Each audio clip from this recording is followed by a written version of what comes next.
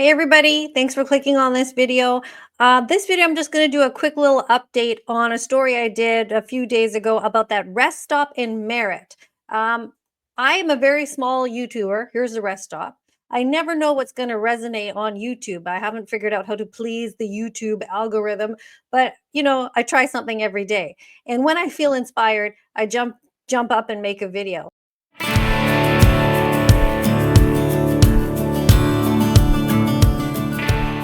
I bet you all just probably recognize this building I have behind me. I'm right here at exit 286. This is kind of where this is in Merritt, right? Where the Coquihalla and Highway 97C is.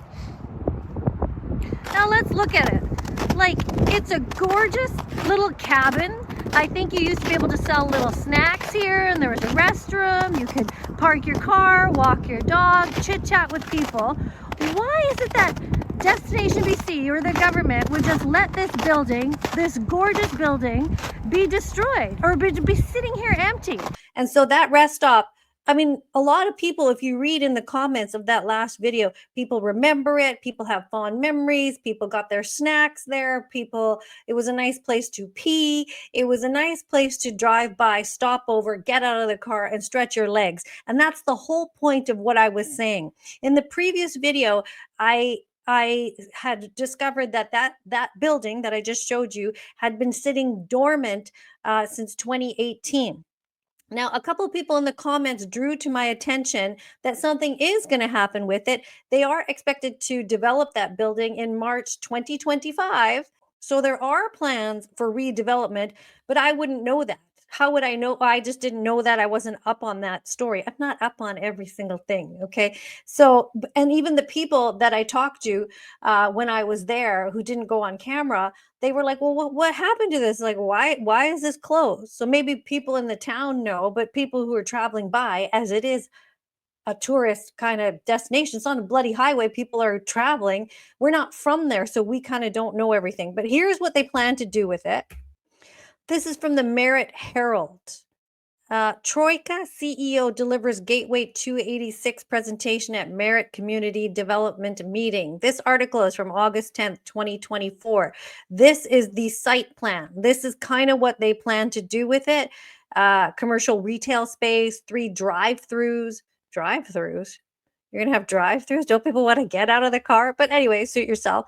Canco fuel service station, planned significant EV fast charger capacity, ample bus and RV parking, major lease announcements coming soon. The Gateway 286 is a collaborative development project between Spayam Development Corp., which represents Loa Nicola Indian Band, and they name them here, the City of Merritt, and the provincial and federal government, and PR Petroleum and Troika. Okay, I believe it has something to do with this. This is from British Columbia, BC Government News. 5 First Nations reach settlement with BC federal governments on treaty land entitlement claims. On April 15th, 2023, 5 First Nations in BC, alongside provincial and federal government representatives, announced settlement agreements of the nation's treaty land entitlement claims. The settlements resolve long-standing claims that these First Nations did not receive all the lands owed to them under Treaty 8, which they signed in 1899. And you can read this for yourself. It goes on. So it does have to do with the government giving the land back to the natives for something that happened a long time ago. Now that topic, that needs to be unpacked. That's a whole topic on its own. And I know a couple of people that know a lot about land title and land stuff, right? And one of them was just driving back from Christmas holiday, but he's going to look into this, and then we can talk more about it, and I can get some more information about it, because I'm not going to touch that topic going back to what we're doing with the government and native lands in a short little video. But there was not a single sign posted outside that Merritt building. Like, there was nothing to say.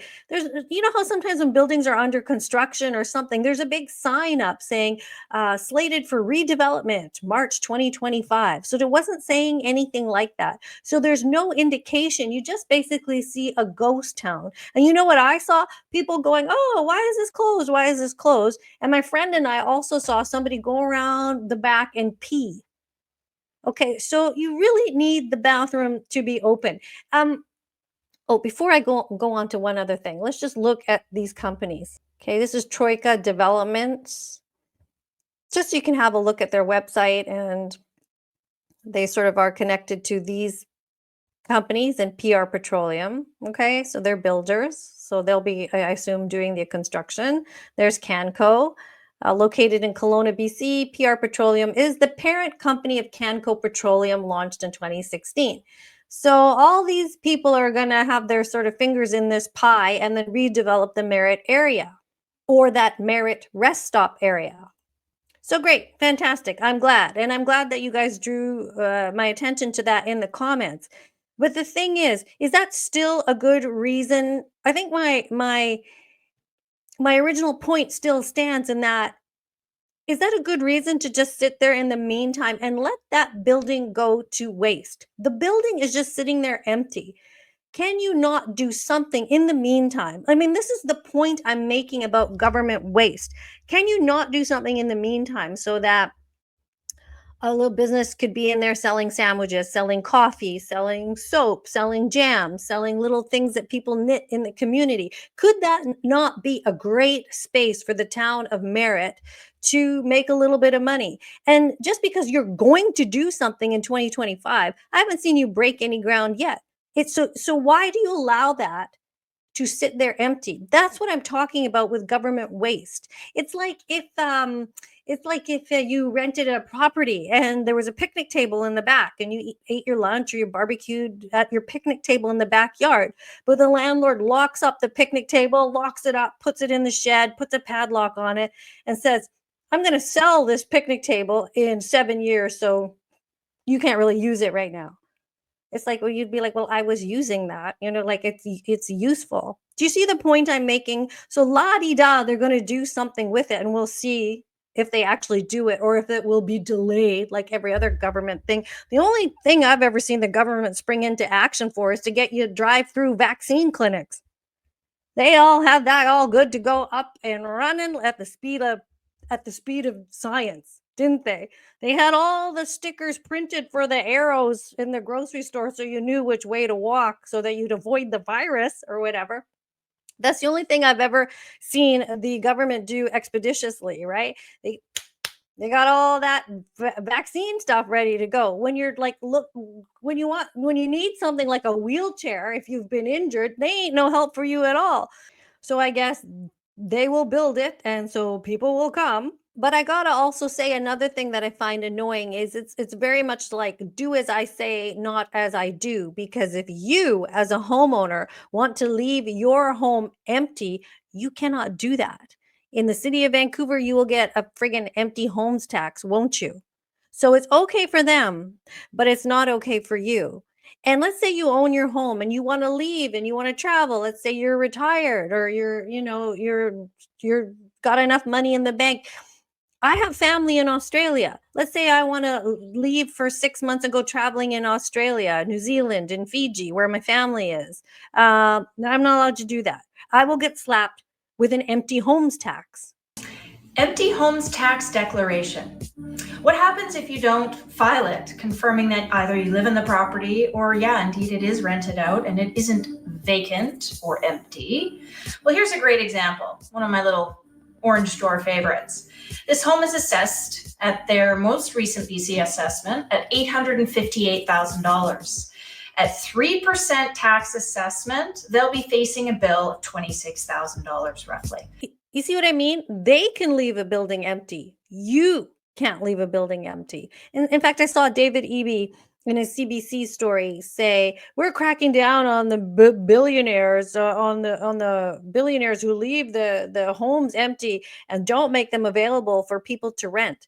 I really don't know too many people like that. The people that sort of do are the foreign investors. But for regular people, we either live in our home, and if we're fortunate enough to take a vacation and maybe be able to go somewhere for 6 months, we don't have the right.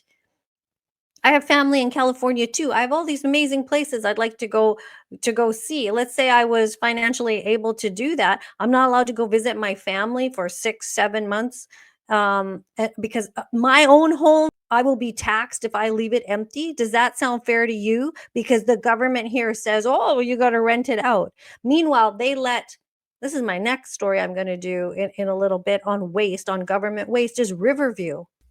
Anyway, that was my update on the Merritt video. Thank you for watching that Merritt video.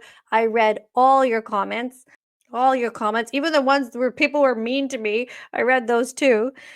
And sometimes I get like, well, you don't like how I'm doing things, and you do your own YouTube channel. Get back to me. Let's see how easy it is. It ain't that easy.